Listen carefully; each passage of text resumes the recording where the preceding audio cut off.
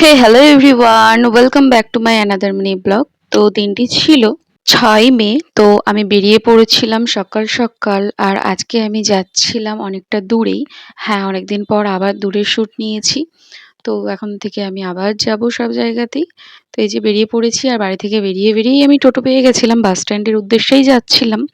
তো এই যে বাস স্ট্যান্ড ঢুকেও পড়েছি, আর সঙ্গে সঙ্গে বাসও পেয়ে গেছিলাম। এই যে কিছুক্ষণ ওয়েট করার পরেই বাসটা ছেড়ে দিল। তো আজ আমি যাচ্ছিলাম রঘুনাথগঞ্জে। তো রঘুনাথগঞ্জে কার কাছে যাচ্ছিলাম সেটা অবশ্যই বলবো তোমাদের। আর আমি যদি আর একটু লেট করতাম হয়তো এই বাসটা পেতাম না, আবার আমাকে অন্য বাসে যেতে হতো ওয়েট করে।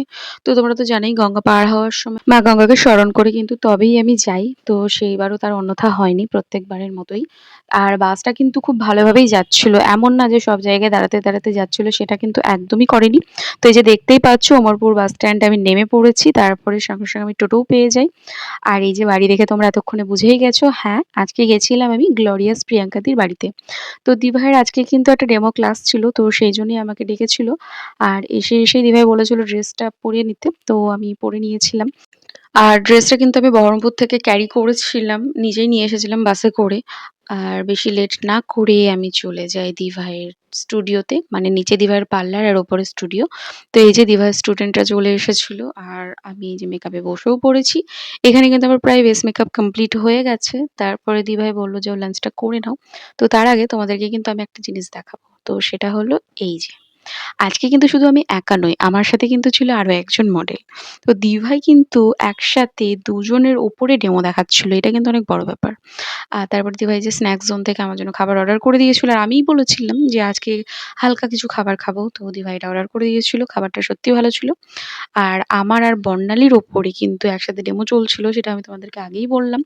সত্যি বলছি, এত অল্প সময়ের মধ্যে এত পারফেক্ট লুক দুজনের ওপরে ক্রিয়েট করা কিন্তু এতটাও ইজি নয়, যেটা দিভাই করে দেখালো। আমার কিন্তু খুবই ভালো লেগেছে। আর লুকটা দেখতে পাচ্ছ তোমরা, এমন নয় যে কোথাও তোমরা কোনো খুঁত ধরতে পারবে, একদম পারফেক্ট লুক। তো এই যে এটাই ছিল আজকের আমার ফাইনাল লুক। এই লুকটি আমার খুব খুব খুব খুব খুব খুব পছন্দ হয়েছে।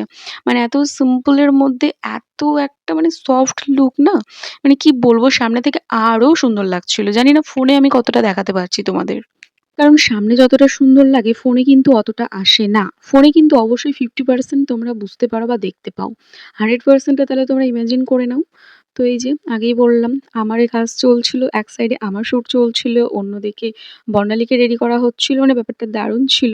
আর বর্ণালীর সাথে আমার অনেকদিন পর দেখা, খুব ভালো লাগলো ওর সাথে দেখা করে। তো এই যে তারপরে শ্যুট টুট কমপ্লিট করে আমি বেরিয়ে চলে আসি, যেহেতু আমার দূরে বাড়ি ছিল, তাই আমার শ্যুটটা আগে হয়ে গেছিলো। আর বাস স্ট্যান্ডে এসে সঙ্গে সঙ্গে আমি স্ট্রেট বাস পেয়েও গেছিলাম।